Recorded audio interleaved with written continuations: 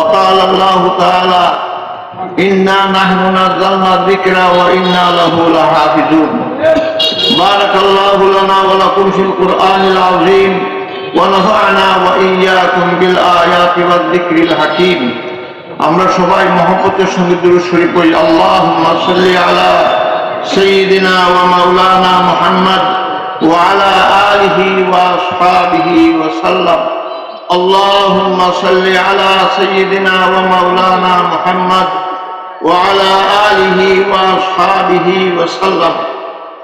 বানিয়াতুল উলামায়ে কেরাম, জনপ্রতিনিধি ও সুশীল সমাজ, সাংবাদিক ভাইরা, আজকের এই অনুষ্ঠান ইসলামী যুব মজলিসের উদ্যোগে, যুব সমাজের উদ্যোগে আজকের এই অনুষ্ঠান। কেন অনুষ্ঠান? আল্লাহর কালামের তেলাওয়াতের অনুষ্ঠান। আল্লাহর কালাম, আল্লাহ যেমন মহান, আল্লাহর কালাম মহান। আর আল্লাহর কালাম যে তেলাওয়াত করে তার মর্যাদাও দুনিয়ার বুকে সবচেয়ে উচ্চ। এই জন্য আল্লাহ রাসূল ফরমায়, খায়রুকুম মান তাআল্লামাল কুরআনা ওয়া আল্লামাহু। আল্লাহ রাসূল ফরমাইতেছেন যে যারা নাকি কোরআন পড়ে এবং পড়ায় এরা হইল সর্বোৎকৃষ্ট। আজকে আমরা সর্বোৎকৃষ্ট একটা মজলিসের মধ্যে আসার বসার তৌফিক এনায়েত করছেন, এজন্য আল্লাহর দরবারে আমরা শুকরিয়া আদায় করি, আলহামদুলিল্লাহ। আজকে আমাদের সামনে আমাদের জনপ্রতিনিধি একটা ওয়াদা করছেন, আমরাও প্রতিদিন নামাজে দাঁড়াইয়া আল্লাহর সামনে একটা ওয়াদা করি। কি করি? ইয়াকা না'বুদু ওয়া ইয়াকা নাস্তাইন। এটা বলি না? আল্লাহর কাছে আমরা ওয়াদা করি, আয় আল্লাহ তোমার ওই গোলামি করি আর তোমার কাছে সাহায্য চাই। আমরা যেমন এই শপথ করতেছি, অঙ্গীকার করতেছি, প্রতিদিন নামাজের মধ্যে দাঁড়াইয়া জয়বার সূরা ফাতিহা পড়ি, এবারও এটা বলি। আমাদের সংসদ সদস্য উনিও এই রকমের একটা শপথ নিছেন। মুসলমান মাতৃগীতা কাল কিয়ামতের দিন ময়দানের মাশারে আল্লাহ পাক রব্বুল আলামিনের সামনে এই শপথে জিজ্ঞাসিত হইবেন।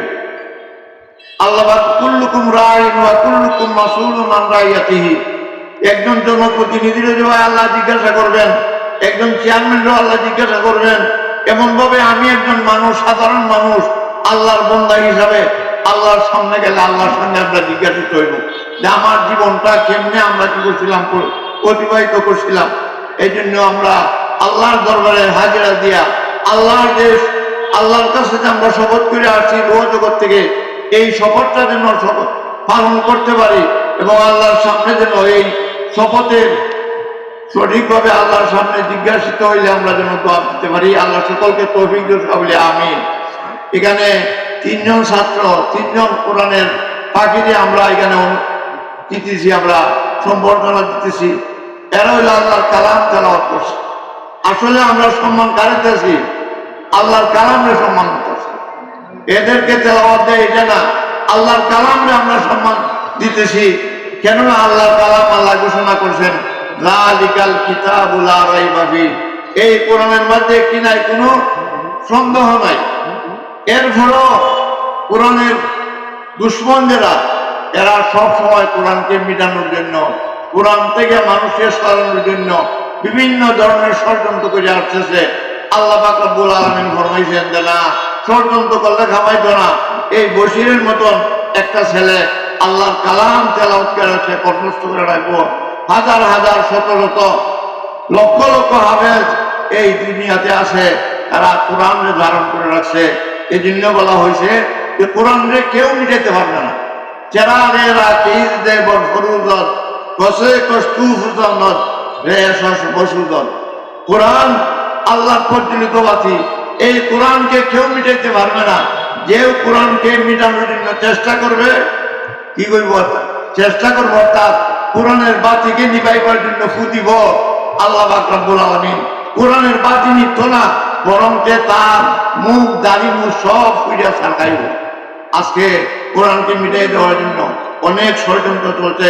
এই ষড়যন্ত্র থেকে আমরা সকল মুসলমান আমরা কি থাকতাম, আমরা সজাগ থাকতাম। রাসূল পাক সাল্লাল্লাহু আলাইহি সাল্লাম আমরা কাছে 2টা আমানত দিয়া গেছেন, একটা হলো আল্লাহর কালাম, একটা হলো নবীর সুন্নাত। আজকে আল্লাহর কালাম এবং নবীর সুন্নতি মিলিয়ে দেওয়ার জন্য মুসলমানদের ইসলামের দুশ্মনরা আলাদা হয়ে লাগছে। আমরা সব সময় সজাগ থাকতাম। আমি অসুস্থ মানুষ, আমি আইবার কোনো কথা ছিল না, আমার পেশার অনেক খেলা নিয়ে গেছে, এরপরে গেলে আমি বৈশা দিয়ে এত সময় থাকবো আমি ভাবতাম পারছি না। আমার জন্য আপনারা দোয়া করবেন, আমিও আপনারা সকলের জন্য দোয়া করি, নেতৃবৃন্দ যারা নাকি আছে সকলের জন্য দোয়া করি যে আল্লাহ পাক রব্বুল আলামিন যেন আমাদেরকে কোরআনী জীবন করার তৌফিক এনায়েত করেন। ওয়া আখিরু দাওয়ানা আলহামদুলিল্লাহি রাব্বিল আলামিন। আসসালামু আলাইকুম ওয়া রাহমাতুল্লাহ।